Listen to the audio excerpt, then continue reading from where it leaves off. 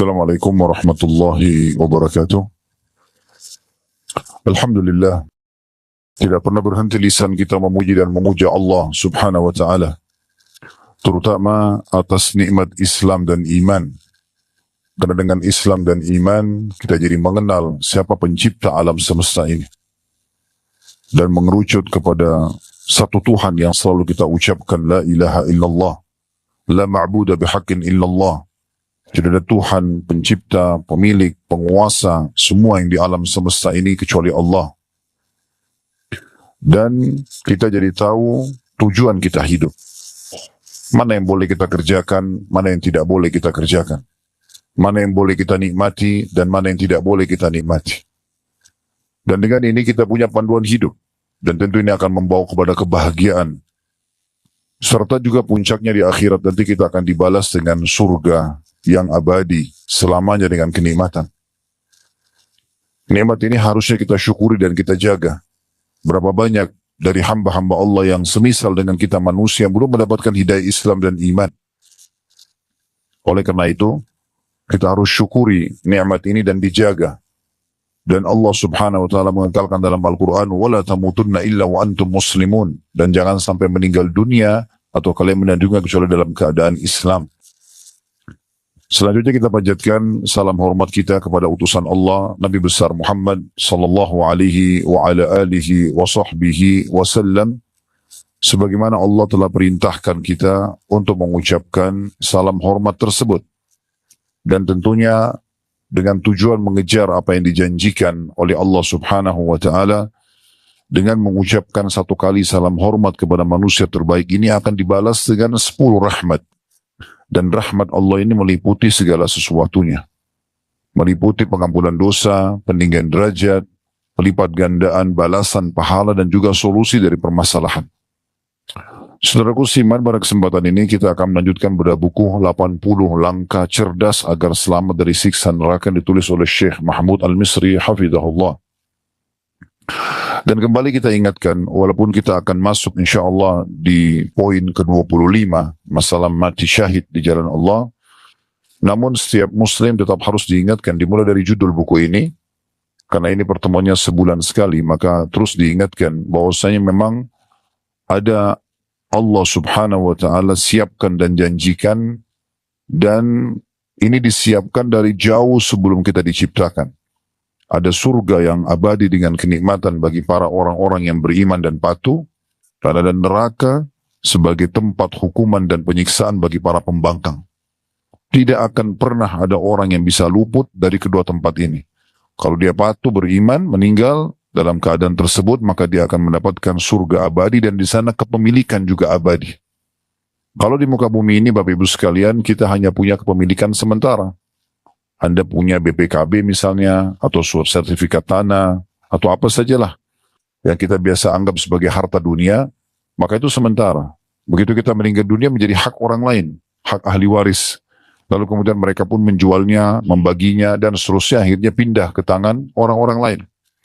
Tapi di surga nanti, sekali kita mendapatkan istana itu, pakaian-pakaian sutra itu, kebun-kebun itu, dan segala macam fasilitasnya, maka itu selalu Allah ikutkan setelah menyebutkan surga dengan kata-kata khalidina fiha, kekal selamanya di dalamnya. Maka ini kepemilikan abadi. Sementara neraka pun sama bagi orang-orang kafir, orang munafik, orang musyrik, maka akan khalidina fiha, kekal juga selamanya dalam siksaan tersebut dan tidak ada kematian. Sebagaimana Allah subhanahu wa ta'ala mengingatkan dalam Al-Quran, la yadhuquna al-mauta illa mautatal ula. Mereka tidak akan rasakan kematian kecuali mati yang pertama saja di dunia. Kecuali usatul mu'minin, orang-orang mukmin yang dosanya lebih banyak daripada amal solehnya sehingga dia harus masuk neraka dulu, baru mereka nanti akan dikeluarkan menuju ke surga. Itu hanya sementara. Tapi ada yang kekal, sebagaimana sudah kami sebutkan tadi, ya, orang-orang kafir, munafik, dan musyrik. Kita sekarang sedang berbicara lingkup orang-orang mukmin yang berbuat dosa, yang harus mampir ke neraka terlebih dahulu. Kalau bisa tidak mampir, kenapa? Kita harus mampir ke neraka tersebut. Sementara memang tempat siksaan yang sangat menyedihkan. Ya. Dan digambarkan dalam banyak sekali ayat-ayat Al-Quran, hadis-hadis Nabi SAW, bagaimana susahnya dan bagaimana pedihnya siksaan nanti di sana. Minuman mereka nanah, ya. Minuman mereka darah dari penghuni neraka. Mereka diberikan air panas yang mendidih yang membuat kulit mereka terkelupas. Ya, mereka diberikan pukulan-pukulan dengan besi yang tajam, ya, dengan segala macam jenis siksaan. Dan ini sudah kami bedah panjang lebar. Kalau Bapak Ibu kembali ke playlist YouTube, bedah buku Rasulullah SAW cerita tentang surga neraka, sudah ada 33 bab khusus membahas tentang masalah neraka dengan segala macam jenis siksaannya, yang harusnya setiap muslim selalu peduli membacanya supaya dia hati-hati tidak terjerumus dalam neraka tersebut. Nah, di antaranya yang kita bahas pada kesempatan ini. Pada pertemuan yang lalu, teman-teman sekalian, kita sudah membahas poin ke-24, yaitu masalah jihad di jalan Allah Subhanahu wa Ta'ala. Dan bagaimana sudah kita jelaskan kalau jihad ini adalah amal ibadah yang sangat mulia. Dan jihad bukan tujuannya membuat kerusakan di muka bumi, tapi untuk justru menegakkan kebenaran dan membela kebenaran. Sekarang ini umat Islam lagi banyak diserang dan disoroti oleh orang-orang non-muslim supaya mereka meninggalkan istilah jihad. Mereka tidak mau menggunakannya karena dicap sebagai orang yang kalau bicara jihad teroris atau garis keras atau apa sajalah istilahnya. Padahal sebenarnya ini adalah salah satu bab agung dari bab-bab ibadah dalam agama kita yang tidak boleh ditinggalkan sama sekali. Sudah panjang lebar kita jelaskan dalil-dalilnya pada kesempatan yang lalu. Bahkan statement Abu Bakar sangat jelas, jangan kalian pernah tinggalkan jihad, karena kalau kalian tinggalkan maka kalian akan masuk dalam kehinaan atau kehinaan. Di sini bukan untuk kita menyebarkan kerusakan. Sudah kita sebutkan adab-adab dan tata krama jihad pada kesempatan yang lalu. Nabi SAW melarang mutilasi musuh, tidak boleh membunuh wanita, anak kecil, orang-orang yang sudah menyerah, tidak boleh merusak fasilitas umum, tidak boleh membunuh hewan-hewan, dan segala macam hal adab-adab yang sudah kita jelaskan. Tapi dia digunakan justru untuk membela kalau umat Islam sedang tertimpa kezaliman, ya, atau agama sedang dicoreng, ya, atau memang kita akan menyebarkan agama Islam ke satu lokasi setelah menawarkan kepada mereka Islam. Kalau mereka menolak baru mereka bayar upeti, kalau mereka nolak baru kemudian terjadi peperangan. Itu pun kalau mereka sudah menyerah, tunduk dengan hukum Allah Subhanahu wa Ta'ala, maka sudah konsepnya kembali kepada firman Allah Subhanahu wa Ta'ala, la ikraha fid din. Tidak ada paksaan dalam agama Islam. Nabi SAW tidak pernah membebaskan satu lokasi, baik itu Khaybar di masa beliau atau kota Mekah yang ditaklukkan dengan kekuatan full. Tidak ada setelah Islam menguasai lalu Nabi SAW paksakan kalian harus masuk Islam, kalau tidak akan kami bunuh. Tidak ada sama sekali. Ya, mereka tunduk dengan hukum Allah, mereka ingin perdamaian maka dikasih perdamaian dan tidak dipaksakan untuk menganut agama Islam. Itulah indahnya jihad dalam Islam. Dan sudah kita jelaskan juga dan kita tepis kembali, kita ingatkan, tidak benar orang-orang yang menggunakan kata-kata jihad kemudian menyalahgunakannya dengan membom dirinya, dengan membuat kerusakan, mengganggu para turis yang datang ke negara-negara Islam dengan alasan mereka orang kafir. Ini semua tidak ada satupun di antara ulama mu'tabar, ulama yang memang bisa jadi rujukan yang membolehkan semua itu. Kalau orang bom dirinya, maka dia berarti mati bunuh diri, bukan mati syahid. Walaupun ada sebagian orang berusaha memaksakan itu mati syahid, tapi tidak pernah terjadi di masa Nabi SAW. Ada di antara mereka berdalil karena ada sahabat yang sempat minta dilemparkan dirinya menuju ke dalam benteng musuh, padahal ini bukan melempar dirinya untuk dibunuh, dan terbukti sahabat itu tidak terbunuh memang. Beliau dengan kekuatan fisiknya berhasil menembus benteng musuh pada saat dilempar ke dalam dan akhirnya membuka pintu gerbang untuk kaum muslimin. Walaupun di akhir peperangan beliau mati syahid, tapi di saat dilemparkan tidak mati syahid. Dan ini bukan dalil sama sekali untuk membolehkan orang bom bunuh diri. Nah, kita akan lanjutkan teman-teman sekalian pada kesempatan ini di poin ke-25-nya, masih berhubungan dengan jihad, yaitu syahid di jalan Allah Subhanahu wa Ta'ala. Kita sedang membahas teman-teman sekalian jenis mati yang terbaik. Kalau kita semua yakin kita akan meninggal dunia sebagaimana Allah berfirman dalam Al-Quran, Qul innal mauta alladhi tafirruna minhu fa innahu mulaqikum. Katakan, hai Muhammad, bahwasanya kematian yang kalian lari darinya pasti akan datang menemui kalian. Dan sudah terlalu banyak jutaan orang manusia seperti kita yang kita bisa saksikan kuburan-kuburan mereka sekarang. Setiap kita lewat di kuburan kita lihat gundukan tanah dan batu nisan. Tetapi sebenarnya di dalamnya ada manusia-manusia seperti kita. Mungkin lebih tampan, lebih cantik, lebih pintar, lebih kaya, lebih berprestasi secara duniawi. Atau mungkin juga ukhrawi. Lebih berprestasi, tapi mereka sudah meninggal dunia. Kita pun begitu. Setiap orang di antara kita sedang melangkah masing-masing menuju ke liang lahatnya. Tinggal siapa yang lebih dulu jatuh ke liang lahat tersebut. Islam datang memandu, toh juga kalau mau mati, maka kalau mau mendapatkan mati yang terbaik, maka ada mati namanya mati syahid. Dan mati syahid ini adalah mati karena Allah subhanahu wa ta'ala, di jalan Allah subhanahu wa ta'ala, kalau di medan perang, atau ada beberapa jenis mati juga dianggap syahid walaupun dia lebih rendah derajatnya daripada orang yang mati di medan perang sebagaimana akan kita jelaskan nanti insyaAllah. Oleh karena itu teman-teman sekalian, kita sedang membahas mati yang sangat mulia dan berharaplah agar menjadi salah satu dari mereka. Karena toh kita juga akan meninggal. Dan ini butuh ketulusan hati. Sebagaimana sabda Nabi SAW, "Man talaba syahadata bisidq, ballagahu Allah manazil syuhada wa in mata ala firashi." Siapa yang betul-betul tulus dalam hatinya mengharapkan mati syahid, maka Allah akan berikan dia kedudukan orang mati syahid walaupun dia mati di atas ranjangnya. Dan orang yang mati syahid betul-betul orang yang ikhlas sekali. Memang dia mau mati di jalan Allah subhanahu wa ta'ala. Makanya dalam sejarah peperangan sudah menjadi sebuah fakta dan data, selalu orang yang mati syahid lebih sedikit. Dari masa Nabi SAW. Bayangkan teman-teman sekalian, peperangan di masa dulu bukan kayak sekarang. Kalau sekarang orang dari jauh tembak-tembakan. Peluru sangat jauh, bisa 1 kilometer, bisa lebih jauh daripada itu sudah cukup untuk bisa membunuh orang. Kalau masa dulu orang pedang dengan pedang berhadapan, maka secara persentase harusnya volume orang yang meninggal di masa dulu lebih besar, gitu. Karena orang hadap-hadapan dengan pedang, mungkin kalau kita berhasil melangkis yang dari depan kita, belum tentu yang dari kanan, dari kiri, dari belakang bisa saja membunuh kita. Tapi subhanallah di perang Badar, berapa jumlah kaum muslimin yang pergi berperang? 314 orang. Yang mati syahid berapa? 60 orang. Kenapa enggak semuanya mati? Begitu juga di perang Uhud, 700 kaum muslimin yang meninggal mati syahid hanya 70 orang, 10%-nya saja. Padahal orang pada saat itu luar biasa. Bahkan umat Islam di pertengahan peperangan sempat terkalahkan. Begitu juga di perang Khandaq atau perang Parit biasanya orang bilang. Perang Ahzab, nama lainnya yang Allah namakan dalam surah nomor 33 dalam Al-Quran, surah Al-Ahzab, kelompok-kelompok yang datang menyerang dan mengepung Madinah. Tidak ada korban dari kalangan muslimin kecuali luka sedikit. Ada yang mati syahid yaitu Sa'ad ibn Mu'ad radhiyallahu anhu, tapi itu meninggal setelah selesai peperangan Khandaq. Jadi dihitung jari orang yang mati. Kemudian juga pembebasan kota Mekah, 10.000 pasukan muslim masuk. Gak ada korban di antara muslimin. Di perang Hunain melawan suku Hawazim setelahnya ada korban tapi sedikit sekali dari suku Aslam. Mereka jadi korban dan bisa dihitung jari juga yang mati. Di perang Tabuk, peperangan terakhir Nabi SAW, tidak ada korban di antara muslimin sama sekali. Bahkan bangsa Romawi tidak berani keluar untuk menghadapi Nabi SAW karena Heraklius, raja mereka, sempat masuk Islam beberapa tahun sebelumnya pada saat Nabi SAW mengirim surat untuk mengajak dia masuk Islam. Namun dia murtad, meninggalkan karena tidak mau kehilangan kerajaannya. Tidak mau kehilangan kerajaannya. Dan dia mengakui itu.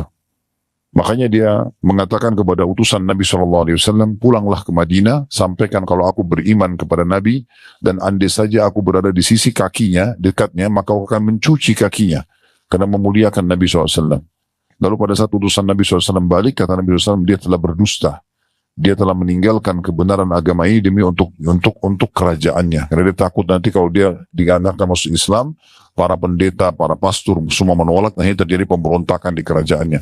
Nah, waktu pengepungan wilayah Tabuk, peperangan terakhir Nabi SAW sebelum beliau meninggal dunia, maka Heraklius tidak mau keluar dan mengatakan kepada prajurit-prajuritnya, padahal pada saat itu jumlah kaum muslimin hanya 30.000 orang, sementara jumlah mereka dalam benteng mereka 250.000. Mereka tidak mau keluar. Heraklius mengatakan, saya tahu benar ini adalah seorang nabi. Kalau kalian keluar pasti kalian akan kalah. Jangan hadapi dia. Maka mereka pun bertahan untuk tidak keluar dan akhirnya kemenangan di tangan muslimin. Jadi bisa dihitung jari intinya orang yang mati syahid. Itu betul-betul orang yang tulus sekali. Ya. Berapa banyak orang yang berusaha mendapatkan mati syahid tapi belum dikasih oleh Allah Subhanahu Wa Taala. Contoh yang paling jelas Khalid bin Walid radhiyallahu anhu. Waktu beliau mau meninggal di atas ranjangnya, beliau menangis, terisak-isak. Karena sudah mau datang ajal, sudah lemas sekali badan, sudah sakit. Lalu orang-orang tanya, kenapa Anda menangis? Dia mengatakan, tidak ada satupun celah di tubuhku kecuali ada luka karena berperang di jalan Allah. Sabetan pedang, panah-panah, tombak.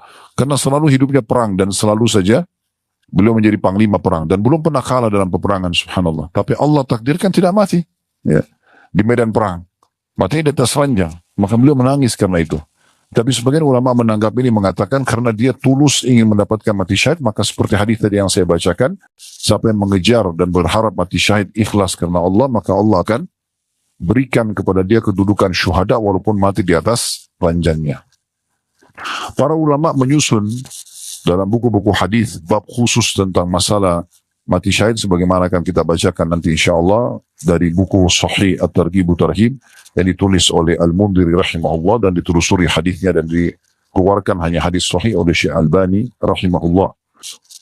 Namun sebelumnya saya akan coba bacakan dulu apa yang ditulis oleh penulis bagian-bagian bukunya. Itu ada di halaman 43.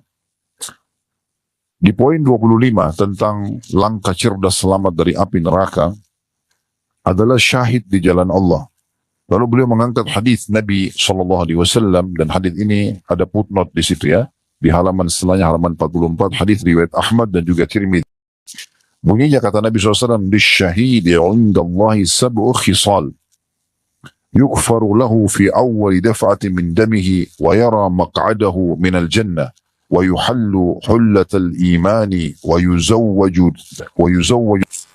و70 زوجة من الحور العين ويجار من عذاب القبر ويأمن من الفزع الأكبر ويوضع على رأسه تاج الوقار الياقوتة منه خير من الدنيا وما فيها ويشفع في 70 إنسانا من أهل بيته."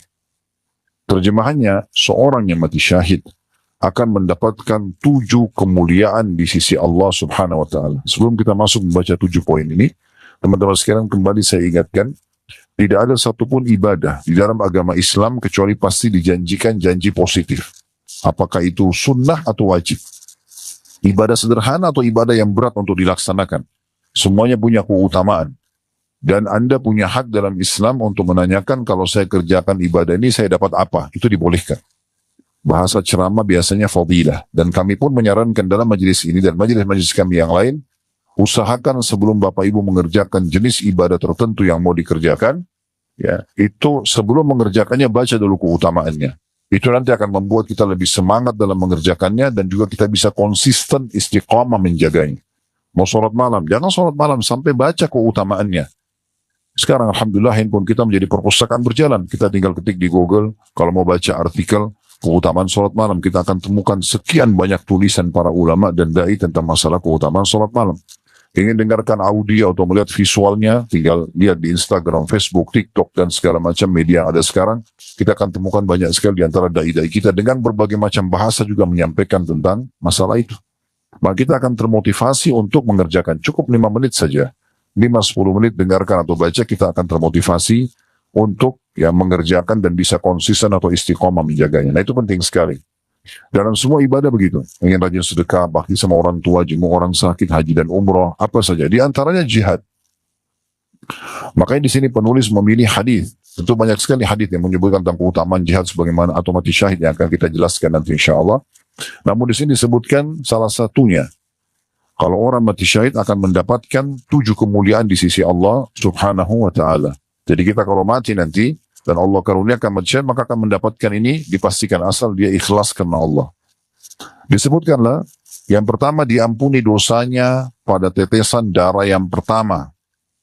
Pada saat pertama sekali darahnya netes, maka di saat itulah dia akan diampuni semua dosa-dosanya. Tidak terkecuali. Kalau dosa diampuni berarti tidak akan ada hukuman. Tidak ada hukuman, tidak masuk neraka, berarti akan masuk ke dalam surga. Itu maknanya.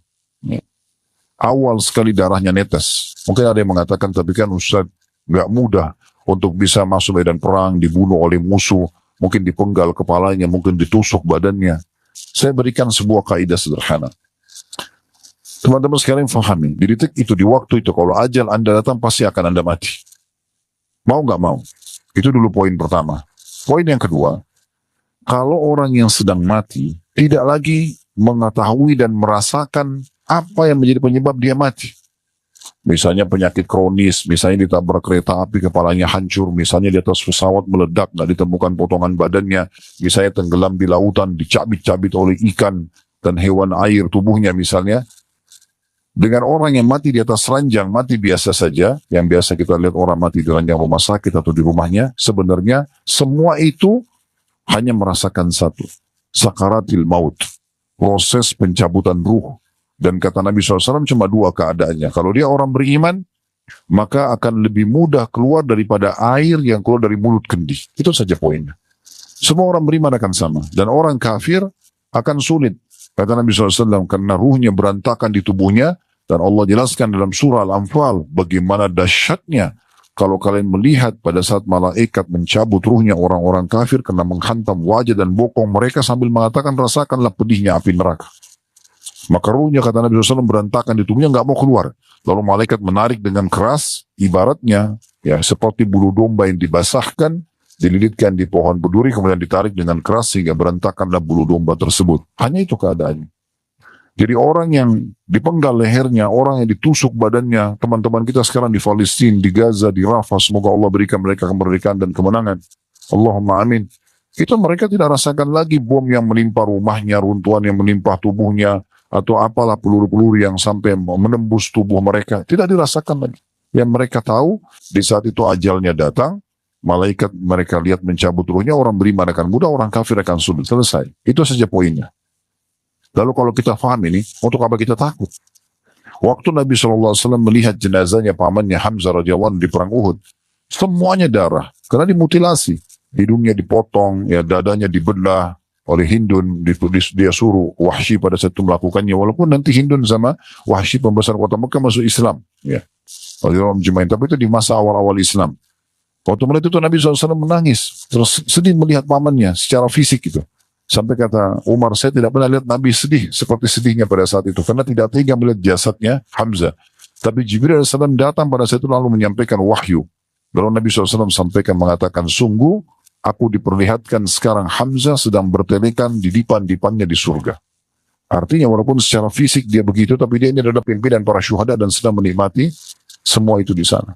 Nanti akan kita jelaskan bagaimana orang-orang yang mati syahid, separah apapun teman-teman sekalian kerusakan fisiknya, sekejam apapun prosesi pembunuhannya, kematiannya, tetap kata Nabi SAW tidak merasakan kecuali seperti cubitan saja. Begitu dalam hadis yang sahih, hanya seperti cubitan. Dan kata Nabi SAW, tidak ada orang yang meninggal dunia berharap kembali lagi ke dunia kecuali orang yang mati syahid. Berharap kembali hanya untuk merasakan itu, tusukannya, penggalannya, kena pelurunya. Mereka berharap kembali untuk merasakan itu karena besarnya keutamaan yang mereka dapatkan, supaya mereka terbunuh lagi. Nanti akan kita bacakan hadis-hadis yang berhubungan dengan masalah itu tentunya. Jadi diampuni dosanya, seluruh dosanya dimaafkan. Yang kedua, ia melihat tempatnya di surga, ya. Langsung diperlihatkan istananya di surga. Kemudian yang ketiga, ia akan diberikan pakaian iman. Maksudnya, dia akan diberikan pakaian yang penuh dengan cahaya yang terang pada hari kiamat nanti. Kalau tadi diperlihatkan tempatnya di surga, maksudnya langsung diperlihatkan, ini loh istanamu di surga, sehingga dia langsung terhibur pada saat itu. Sebenarnya ini terjadi pada semua orang beriman, tapi orang-orang yang mati syahid lebih mulia lagi, karena mereka melihat derajat tertinggi di surga. Dalam sebuah hadis yang sahih, Nabi SAW mengatakan, siapa yang rindu ingin bertemu dengan Allah, Allah rindu bertemu dengannya, dan siapa yang benci bertemu dengan Allah, Allah benci bertemu dengannya. Maka sahabat sempat sedih mendengarkan hadis ini, karena mereka ketakutan, termasuk Ummul Mukminin Aisyah radhiyallahu anha.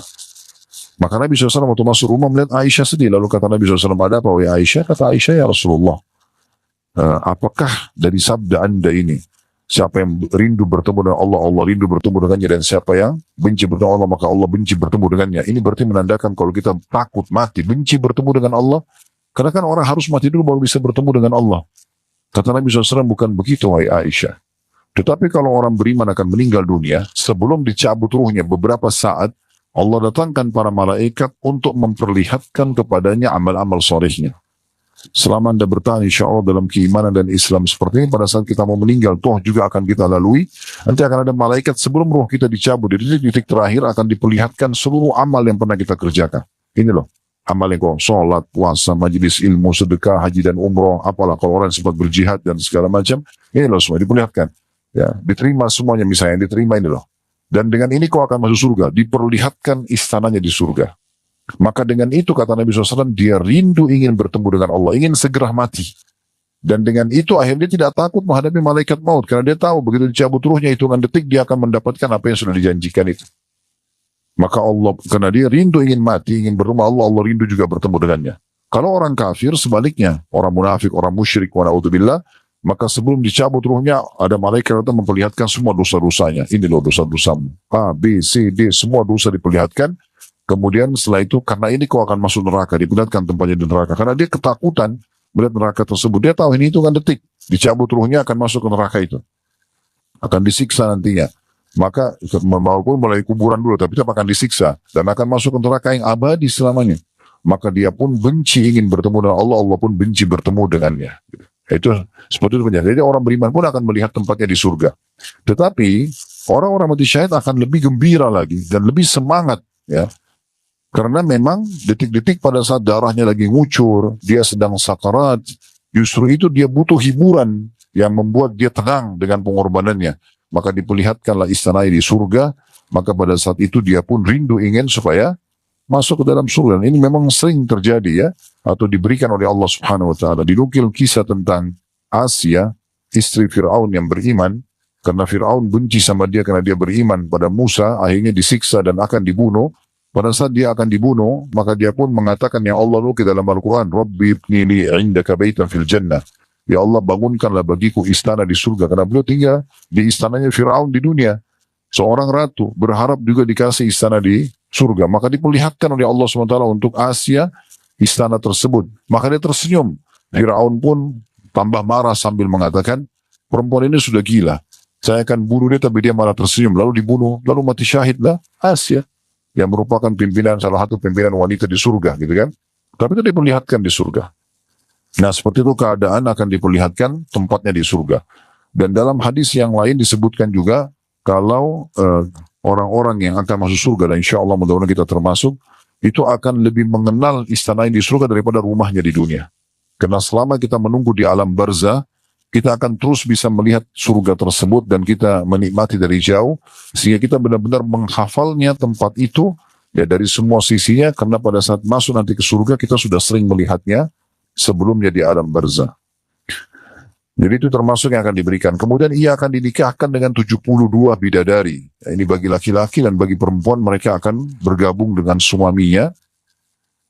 Kemudian ia juga akan dijaga dari azab kubur dan juga fitnah kubur. Gak ada lagi pertanyaan mungkar nakir, gak ada lagi gangguan di kuburan tersebut. Dan ia juga akan diberikan aman dari kejadian atau ketakutan besar pada hari kiamat. Maksudnya pada saat dibangkitkan hari kiamat kan orang pada ketakutan. Karena cukup banyak di awal-awal ayat Al-Quran di surah Al-Qiyamah, kemudian dalam surah Al-Hajj banyak dijelaskan tentang masalah kondisi keadaan kiamat tersebut. Ya, bagaimana Allah gambarkan pada saat itu anak-anak kecil bisa beruban, wanita yang menyusui atau hamil bisa melepaskan bayinya atau melahirkan. Kalian melihat orang-orang sempoyongan seperti orang mabuk, tapi sebenarnya tidak, karena itu azab Allah sangat pedih. Lalu Nabi SAW menggambarkan bagaimana matahari itu sangat dekat dengan manusia sampai 1 mil, dan perawi hadits mengatakan 1 mil ini saya tidak tahu apakah jarak perjalanan yang 1,5 kilometer atau ya 1 mil seperti dengan bahasa orang-orang Arab asli. Mereka mengatakan mil itu kalau kayu celaknya itu akan diletakkan di mata dan sudah sangat dekat, itu namanya mil dalam bahasa Arab. Maka kemungkinan besar matahari akan sedekat itu, ya, dengan manusia. Maka mereka, kata Nabi SAW, akan tenggelam dengan keringatnya atau peluhnya sendiri sesuai dengan kadar dosanya. Ada yang tenggelam sampai mata kaki, ada yang sampai lutut, ada yang sampai perut, ada yang sampai tenggelam. Nabi SAW memberikan gambaran dengan tangan beliau ke mulutnya atau ke dagunya. Maka itu tergantung kadar dosanya. Nah, orang-orang beriman termasuk orang mati syahid akan diselamatkan dari ketakutan-ketakutan tersebut. Bagaimana Nabi SAW menggambarkan bahwasanya akan ada orang dibangkitkan hari kiamat dengan wajahnya jalan di mahsyar itu. Kalau Nabi SAW mengatakan, apakah kalian heran? Sungguh demi zat yang mengutusku dengan kebenaran, atau demi Allah, zat Allah yang telah membuat mereka bisa jalan di muka bumi dengan kedua telapak kaki akan mampu membuat mereka jalan dengan wajah mereka di mahsyar nanti, dan mereka akan menghindari duri-duri di mahsyar dengan wajah mereka. Dan sekian banyak pemandangan yang menghirukan dan memilukan, ya. Seperti orang juga yang menolak bayar zakat akan dililit di mahsyar sebelum masuk ke neraka dengan hartanya sendiri yang berbentuk ular botak, ya, karena kerasnya bisahnya yang melilit tubuhnya sambil matok-matok kepalanya mengatakan, akulah harta simpananmu, akulah harta simpananmu. Terus dan sekian banyak pemandangan. Nah, orang-orang yang mati syahid tidak akan merasakan dan melihat semua itu. Ya, mereka akan terselamatkan dari semua itu. Selanjutnya dipasangkan di kepalanya mahkota kehormatan yang satu butir mutiaranya lebih baik daripada dunia dan seluruh isinya. Jadi maksudnya akan diberikan mahkota di kepalanya, yang mahkota ini nanti akan ada banyak perhiasan atau mutiara-mutiara yang memang dia akan lebih baik, satunya lebih baik daripada dunia dan seluruh isinya, dan penuh dengan mutiara atau yakut yang sangat indah. Yang terakhir, dia akan mendapatkan atau bisa memberikan 70 orang keluarganya selamat dari api neraka, atau memberikan syafaat untuk 70 keluarganya. Selama keluarganya itu adalah, atau orang yang dia kenal adalah orang-orang muslim, bukan orang kafir, maka boleh dia tunjuk untuk masuk ke dalam surga. Ya, ini berarti keutamaan yang luar biasa. Jadi bukan hanya sekedar menyelamatkan dirinya dan mendapatkan kemuliaan, tapi juga bisa menyelamatkan orang lain. Maka dalam beberapa riwayat disebutkan pernah Abdullah bin Mas'ud lagi sakit keras, begitu juga dengan Sa'ad pada saat sakit keras, ya, dan beberapa sahabat-sahabat Nabi yang lain. Nabi SAW sempat menjenguk, lalu kemudian menyebutkan beberapa petuah beliau dan nasihat beliau.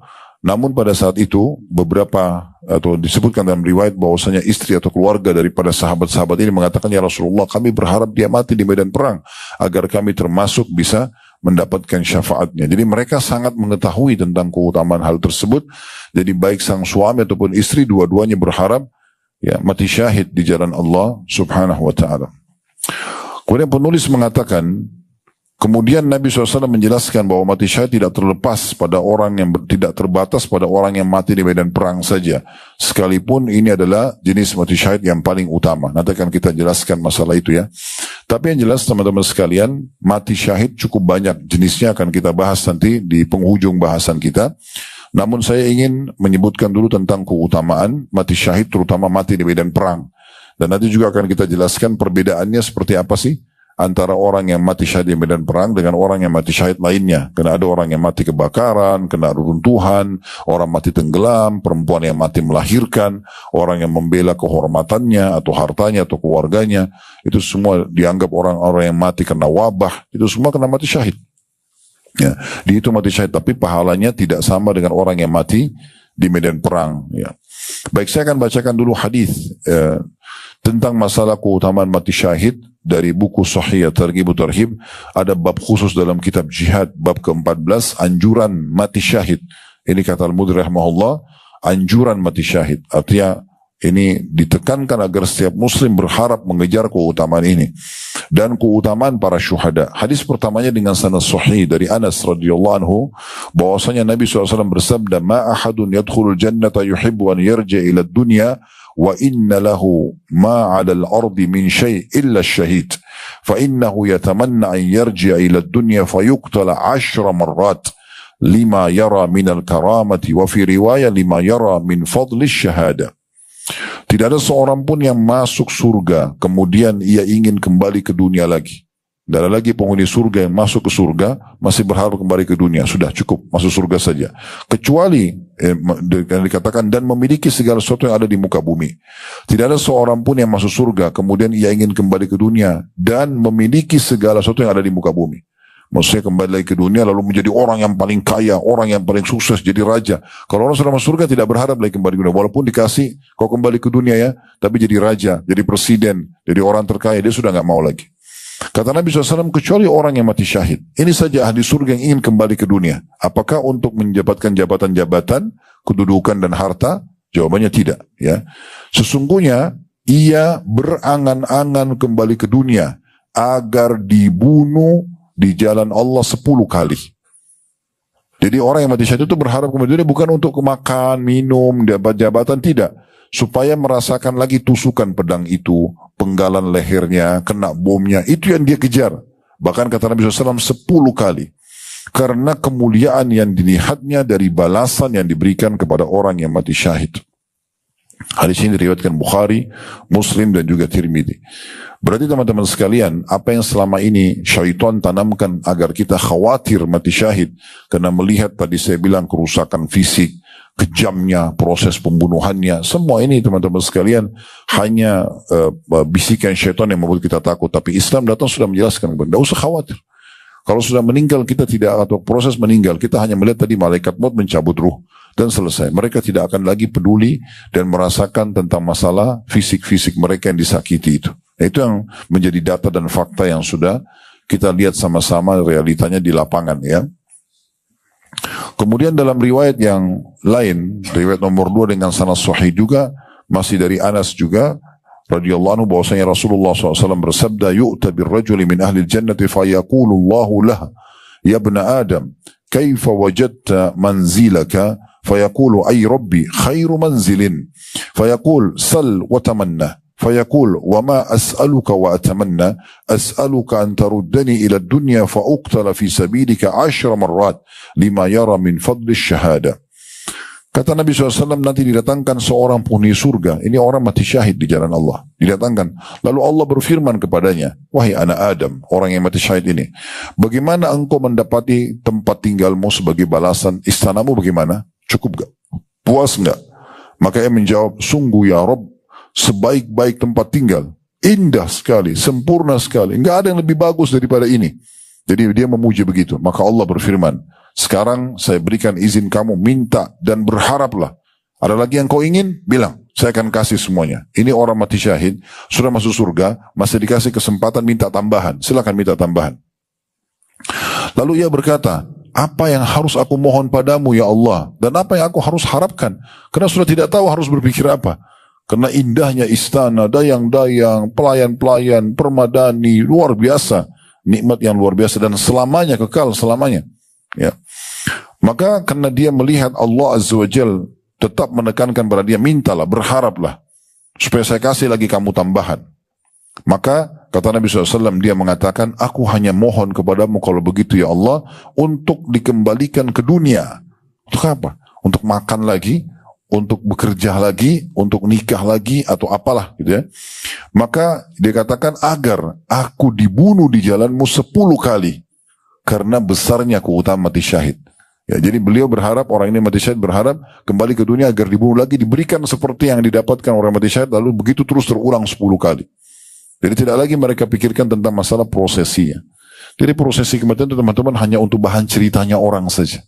Orang ini mati karena sakit kronis, jantung, kanker, tabrakan, meledak di pesawat. Cerita orang. Intinya sebenarnya mati. Di saat itu, tempat itu harus mati. Mau nggak mau? Karena ajal sudah datang. Allah mengatakan, فَإِذَا جَاءَ أَجَلُهُمْ لَا يَسْتَأْخِرُونَ سَاعَةً وَلَا يَسْتَقْدِمُونَ. Kalau ajal mereka datang tidak akan dimajukan atau diterlambatkan sesaat pun. Jadi mau nggak mau kita akan mati di waktu dan tempat itu. Bagaimanapun kondisinya. Maka beruntunglah orang yang ditutup dengan mati syahid. Dan Nabi SAW sendiri menyebutkan dalam hadis Bukhari Muslim, dan ini hadis ketiga dalam bab ini, dari hadis Abu Hurairah radhiyallahu anhu, bahwasanya Rasulullah SAW bersabda, beliau mengucapkan untuk memastikan dan menekankan pentingnya orang mati syahid dan bagaimana memang betul-betul mereka berharap setelah mati hidup lagi untuk terbunuh lagi. Karena mereka lihat bagaimana besarnya balasan hanya dengan tusukan musuh, kena satu peluru, kena satu bom, ternyata dapatnya seperti ini, kenapa nggak mati aja gitu. Kata Nabi SAW, walladhi nafsu Muhammadin biyadi, lawadittu an agzuwa fi sabilillahi fa'uqtal, thumma agzuwa fa'uqtal, thumma agzuwa fa'uqtal. Demi zat yang jiwa Muhammad yang ada di tangannya. Beliau bersumpah tuh atas nama Allah untuk diri beliau sendiri. Beliau mengatakan, sungguh aku benar-benar ingin berperang di jalan Allah, lalu aku terbunuh. Kemudian berperang lagi, lalu terbunuh. Kemudian berperang lagi dan terbunuh. Terus saja begitu. Nabi SAW sebutkan sampai 3 kali. Artinya, begini loh, benar-benar orang mati syahid itu sangat mulia. Jangan sia-siakan. Aku aja berharap bisa terbunuh di jalan Allah subhanahu wa ta'ala.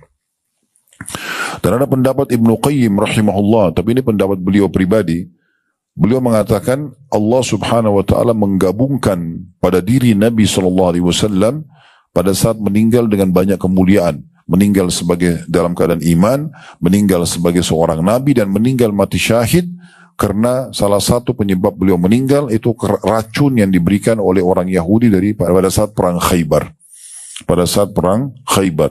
Maka kemungkinan sebab kematian beliau adalah karena juga salah satunya selain ajal datang, sebabnya karena dibunuh oleh orang-orang Yahudi tersebut dengan racun yang mereka kasih di kambing atau di domba yang dihidangkan pada saat pembebasan Khaybar itu sendiri. Kemudian juga dalam riwayat yang lain, kata Abu Qatadah radhiyallahu anhu, ini riwayat juga yang sahih dinukil dalam bab yang sama, anna Rasulullah sallallahu alaihi wasallam qama fihim fadzakara anna al-jihad fi sabilillah wal iman billah afdalul a'mal. فقام رجل فقال يا رسول الله أرأيت إن قتلت في سبيل الله تكفر عني خطاياي فقال رسول الله صلى الله عليه وسلم نعم إن قتلت في سبيل الله وأنت صابر محتسب مقبل غير مدبر ثم قال رسول الله صلى الله عليه وسلم كيف قلت قال أرأيت إن قتلت في سبيل الله أتكفر عني خطاياي فقال رسول الله صلى الله عليه وسلم نعم إن قتلت وأنت صابر محتسب مقبل غير مدبر إلا الدين فإن جبرائيل فقال لي ذلك.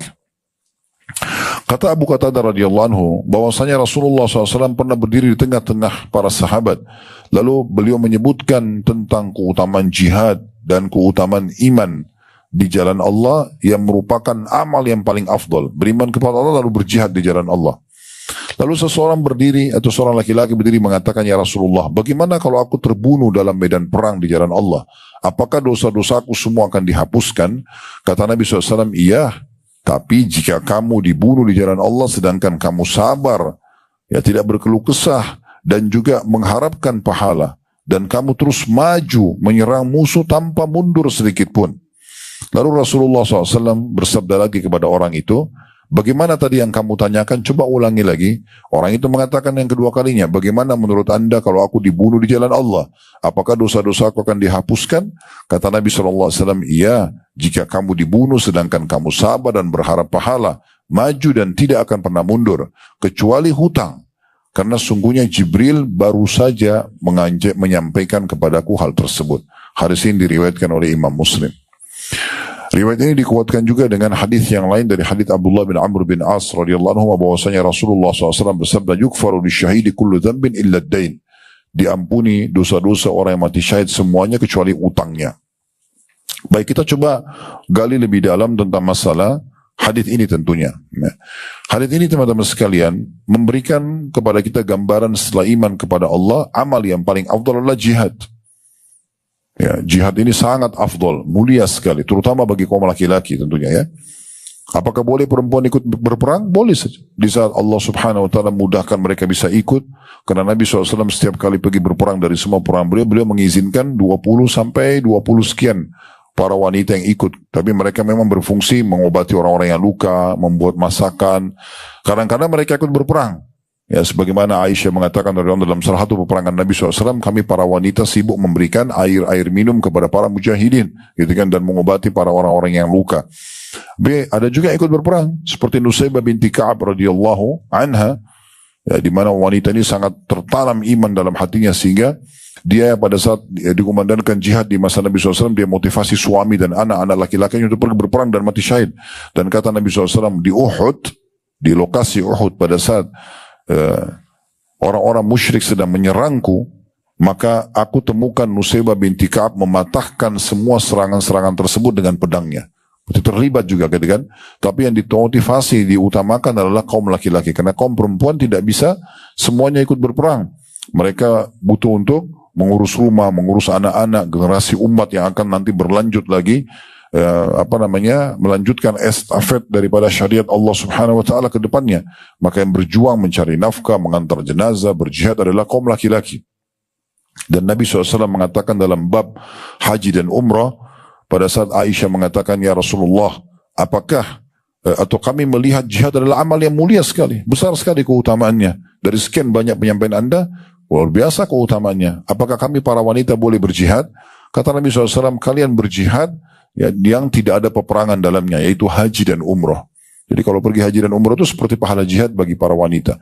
Dari sini lebih fokus kepada laki-laki sebenarnya, tapi perempuan masih dibolehkan kalaupun dia ikut berperang ya, tapi diprioritaskan laki-laki. Kemudian pelajaran yang lain yang bisa diambil dari hadis ini adalah bagaimana jihad kalau mengikuti syaratnya dan dia terbunuh mati syahid, Di sini kata Nabi SAW, sabiran muhtasiba. Sabirun muhtasib artinya dia sabar dan mengharapkan pahalanya. Sabar dan mengharapkan pahalanya. Apa itu sabar? Artinya dia betul-betul menikmati prosesnya. Kenapa sih orang meninggalkan istri, meninggalkan anak, meninggalkan pekerjaan, mungkin susah dapat kamar mandi, kadang-kadang suka dapat makanan, dia sabar, dia nikmati saja, ya, apa yang sedang dilakukan. Seperti orang kalau pergi haji, orang kalau pergi mencari nafkah, ada saya suka dukanya. Nah, semua itu banyak punya suka duka, ya. Maka kalau dia bersabar, kemudian muhtasib, dia mengharapkan pahala balasannya di sisi Allah Subhanahu Wa Taala, ditambah lagi mukbil ghair mudbir. Terus maju, tidak mau mundur. Ya, dia tidak pernah lari dari kancah peperangan. Kalau dia mati, maka dia akan diampuni dosa-dosanya. Dan ini satu prinsip dasar dalam Islam, teman-teman. Kita kalau sedang berperang, tujuan utama masuk medan perang mati, bukan pulang. Jadi kalau antum satu waktu atau Allah SWT mudahkan kita masuk di medan perang, tujuan kita bukan pulang lagi. Bagaimana kita terbunuh di saat itu? Para sahabat ridwanullah alaihim, mereka kalau pulang mereka tidak terbunuh, maka di antara mereka ada yang sedih karena luput bagi mereka surga. Bahkan ada di antara mereka mengatakan, beruntunglah si fulan karena sudah meninggal duluan pada saat terbunuh Mus'ab bin Umair, ya Hamzah dan para sahabat di perang Uhud. Banyak di antara sahabat-sahabat lain merasa sedih, mengatakan beruntunglah mereka karena sudah pasti depan mata mati dalam keadaan Islam dan iman dan mati syahid. Sementara kami belum tahu bagaimana akhir daripada hidup kami sendiri. Dan imam mati syahid itu diharapkan sekali.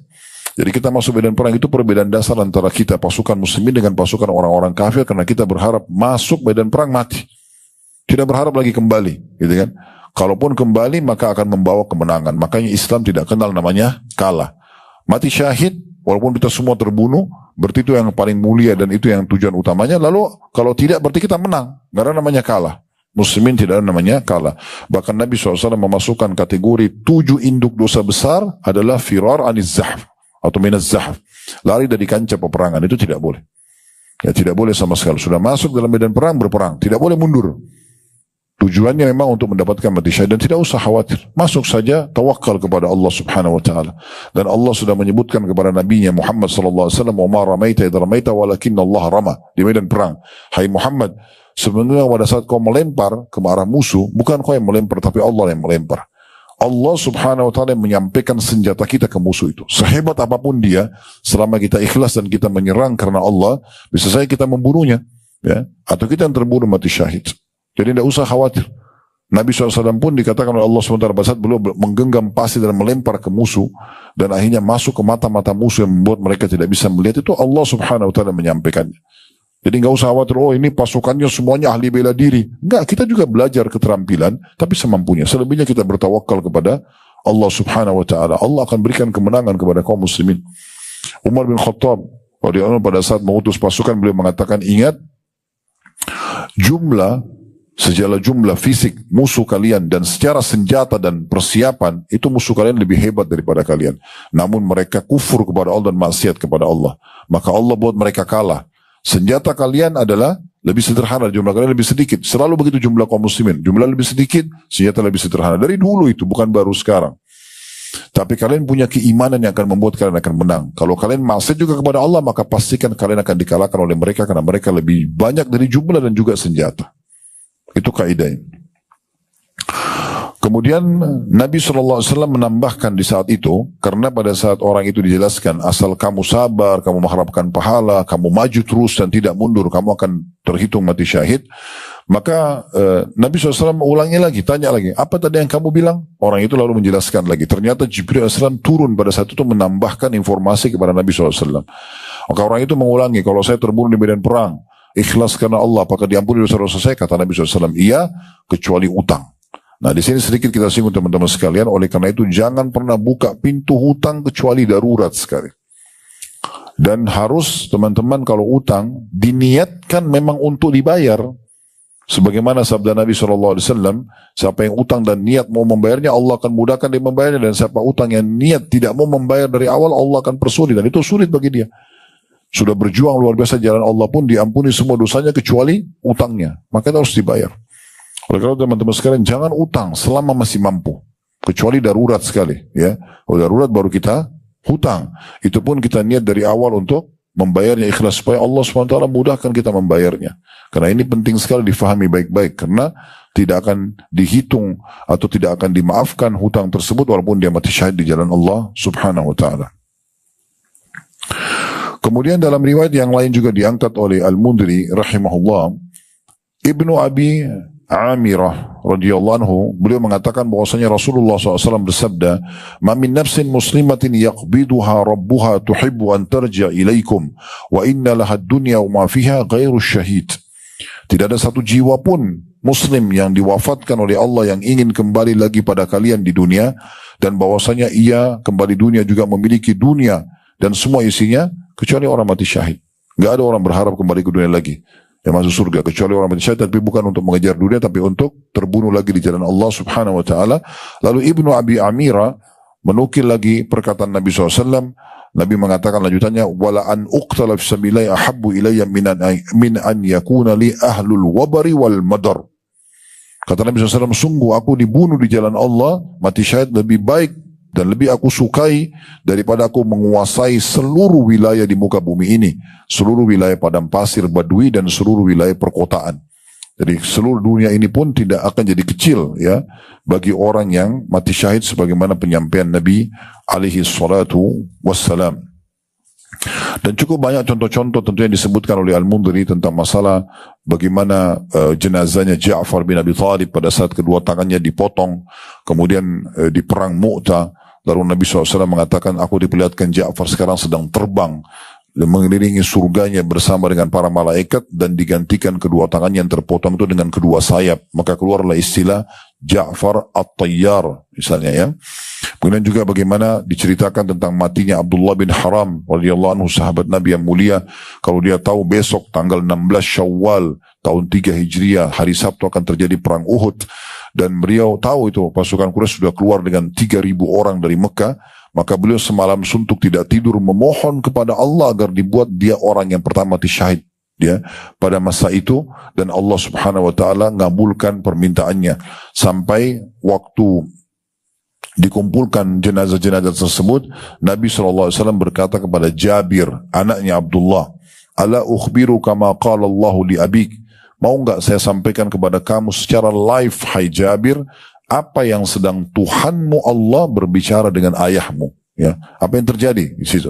Qultu bala, kata Jabir, tentu ya Rasulullah, ayah saya sudah mati syahid, dan ayahnya pada saat itu betul-betul luka parah, bagian kepalanya bocor, tangannya lagi memegang lukanya, darah semua tubuhnya gitu kan. Dengan kondisi itu Jabir menguburnya, hidup dalam kondisi begitu dikubur, karena orang mati syahid tidak dikafani, tidak dimandikan, begitu saya kondisinya. Yang jelas pada saat itu Nabi SAW waktu sudah dikubur Abdullah bin Haram, kata Nabi kepada Jabir, mau gak saya sampaikan kepada kamu secara live ini, Allah sedang bicara dengan ayahmu sekarang. Maka kata Jabir, tentu. Qala ma kallamallahu ahadan illa min wara'i hijab. Ketahuilah Allah tidak pernah mengajak bicara siapapun di antara hambanya kecuali dari belakang hijab, belum melihat Allah secara langsung. Wa kallama abaka kifahan, tapi Allah mengajak bicara ayahmu secara langsung.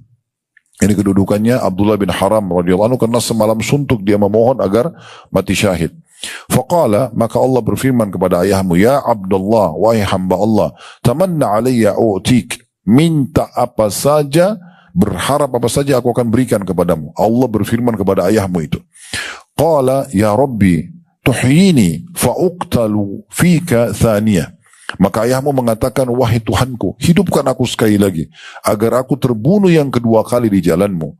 Qala innahu sabaqa minni annahum ilaiha la yurja'un. Allah mengatakan, sudah aku catatkan sebagai keputusanku atau takdirku bahwasanya mereka kalau sudah meninggal tidak akan kembali lagi ke dunia. Qala, maka dia mengatakan, maksudnya ayahmu, hai Jabir, Abdullah bin Haram mengatakan, ya Rabbi fa'ablik min warai, kalau gitu sampaikan tolong informasi tentang kemuliaan mati syahid ini bagi orang-orang yang belum mati, supaya mereka tidak usah takut. Maka Allah pun menurunkan firman-Nya, wala tahsabanna alladhina qutilu fi sabilillahi amwata bal ahya'un 'inda rabbihim yurzaqun, dan janganlah kalian mengira bahwasanya orang-orang yang mati gugur di jalan Allah itu mati, bahkan mereka itu hidup di sisi Rabb mereka dengan mendapatkan rezeki. dengan mendapatkan rezeki. Jadi cukup banyak teman-teman sekalian keutamaan-keutamaan kalau kita ingin bahas tentang masalah mati syahid ini. Tapi di antaranya saya ingin tutup dengan ini, baru kita masuk kepada jenis-jenis selain mati di medan perang yang masih ada lanjutan di buku kita ya. Yaitu bagaimana kejadian yang mulia terjadi di tahun 53 Hijriah. Perang Uhud itu terjadi di tahun 3 Hijriah, tanggal 16 Syawal tahun 3 Hijriah, hari Sabtu. 1 tahun sebelumnya kurang lebih, tanggal 15 Ramadan tahun 2 Hijriah terjadi perang Badr. 1 tahun 1 hari, 16 Syawal tahun depannya terjadi perang Uhud. Nah, waktu perang Uhud terbunuhlah 70 orang syuhada, lalu dikuburlah mereka. Nabi SAW menyuruh para syuhada dikubur dalam satu liang lahat, ditumpuk mereka. Para syuhada tersebut, dan Nabi SAW menyuruh orang yang paling banyak hafalan Qur'annya untuk paling bawah, kemudian baru di atasnya dan seterusnya, dikubur satu kubur. Itu keluarlah fatwa tentang bolehnya menguburkan dalam satu liang lahat beberapa jenazah muslim gitu ya. Intinya teman-teman sekalian, waktu sudah dikubur, Abdullah bin Haram tadi yang kita baru ceritakan, ayahnya Jabir radhiyallahu anhu, yang Allah ajak bicara tanpa hijab. Ini satu kemuliaan yang luar biasa gitu. Dikubur dengan besannya dia, bernama Amr bin Jamuh. Amr bin Jamuh ini juga orang yang pincang. Di perang Badr, dia nggak sempat ikut perang karena anak-anaknya mengatakan, ya Rasulullah, ayah kami pincang, tolong jangan izinkan berperang. Maka Nabi SAW tahan Amr bin Jamuh radhiyallahu anhu. Tapi di perang Uhud dia datang lagi. Dia mengatakan, Rasulullah, saya mau berperang.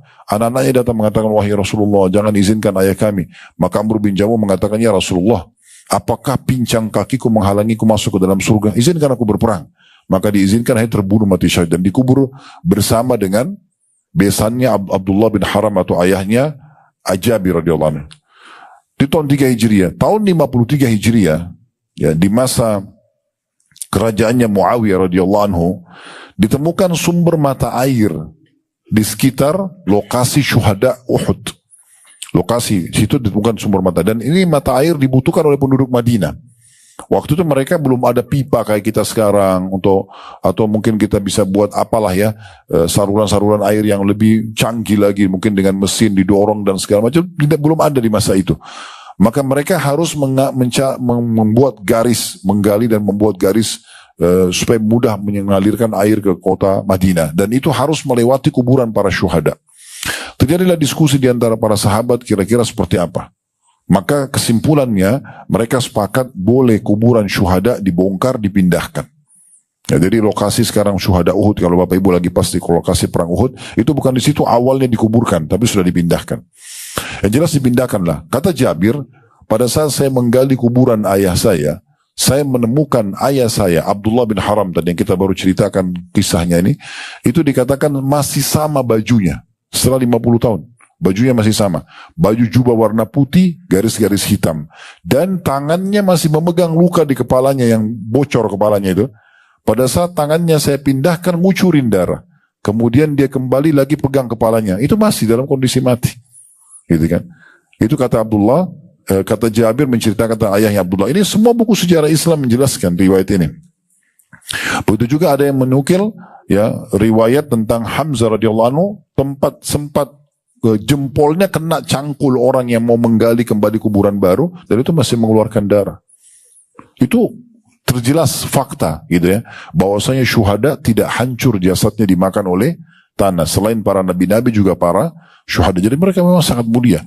Sekarang tidak asing, di masa kita sekarang lebih gampang lagi kita melihatnya ya, fakta-fakta seperti ini, karena di masa sekarang kita kamera segala macam ada ya. Kalau kita searching di Google tentang orang-orang mati syahid, oh ada yang mati senyum, ada yang mati. Ini baru beberapa waktu lalu saya sempat minta sama tim siapkan, ditemukan ada orang yang mati syahid di Palestina, di Gaza, wajahnya bercahaya waktu ditemukan kuburan yang dibuka, keluar kayak cahaya terang, kayak ada lampunya gitu ya. Ya itu tidak ada rekayasa. Orang yang meninggal terus bisa senyum sendiri itu nggak mungkin itu. Itu bukan rekayasa, itu memang sudah disebutkan karena mereka gembira melihat apa yang mereka lihat itu. Dan ada juga orang yang mati syahid kalau tidak salah di Syria beberapa waktu yang lalu, dia dalam kondisi lagi sakarat, darahnya keluar, dalam bahasa Arab dia ngomong. Saya lihat cuplikannya berulang-ulang, saya lihat itu karena luar biasa gitu. Dia mengatakan, wahai saudara-saudaraku, kalau kalian lihat apa yang sedang saya lihat, saya sedang melihat surga luasnya, luas langit dan bumi. Dia sambil ngomong, sambil senyum, sampai dia meninggal dunia gitu. Orang di sekitarnya mendengarkan tuh, sampai dia senyum, wahai saudaraku, kalau kalian lihat apa yang saya lihat. Dia terus motivasi gitu untuk dia ceritakan sampai dia keluar ruhnya. Itu semua fakta-fakta yang disebutkan dan data-data yang ada gitu. Itu kita bisa lihat searching setiap saat.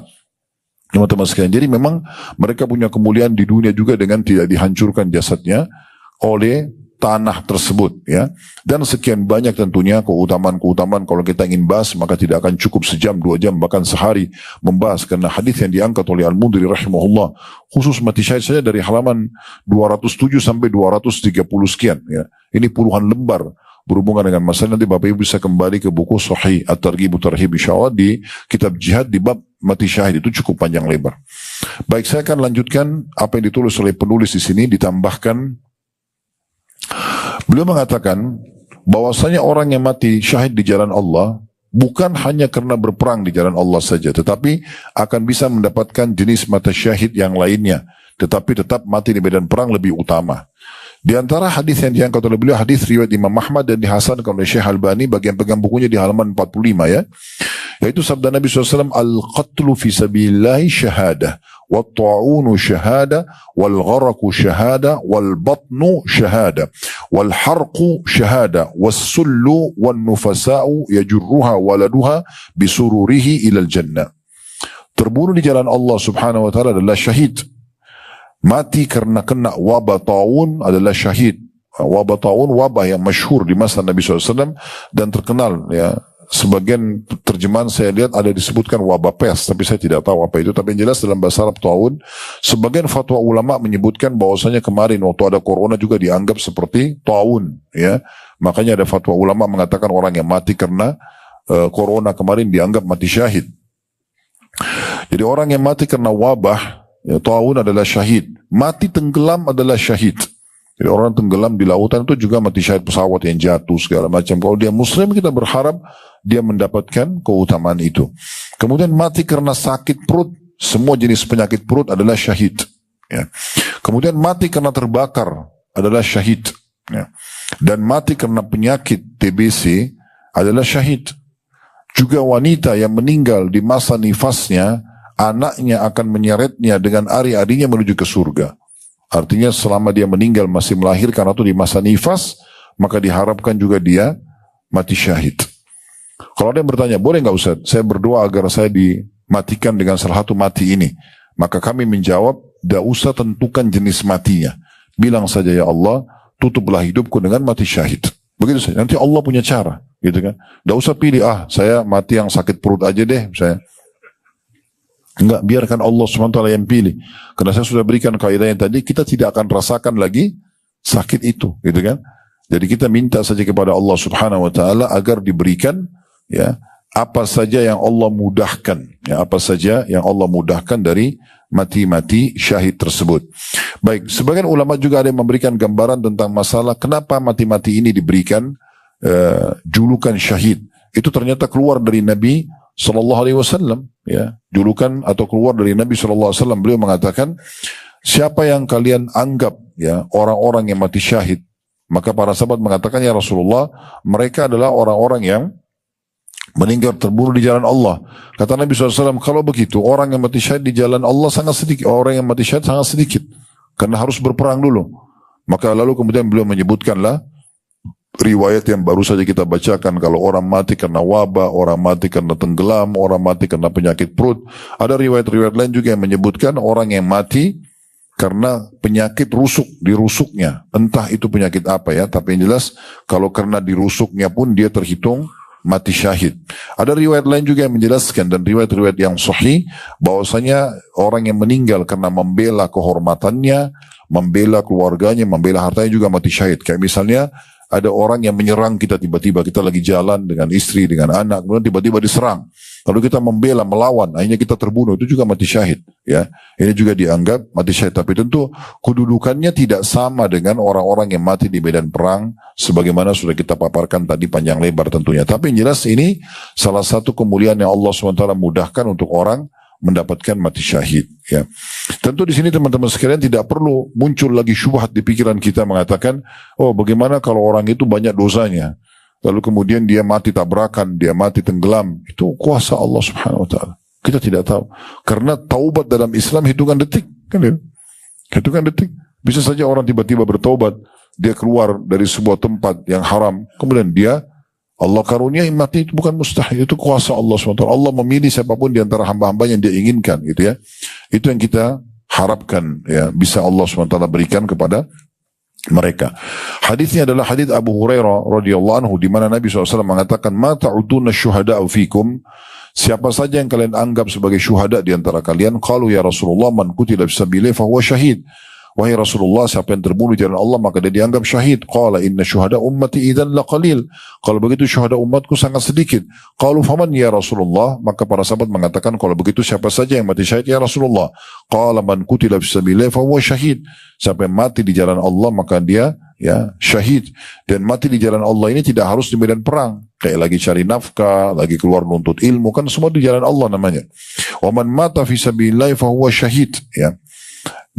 Jadi siapa yang terbunuh di jalan Allah, dia lagi keluar nuntut ilmu, lagi cari nafkah, dibunuh sama orang, itu dianggap syahid. Wa man mata fisabilillah fahuwa syahid. Dan siapa yang mati sementara lagi aktivitas di jalan Allah, menuntut ilmu, dia bukan dibunuh, mati saja ajalnya datang, maka juga dianggap syahid.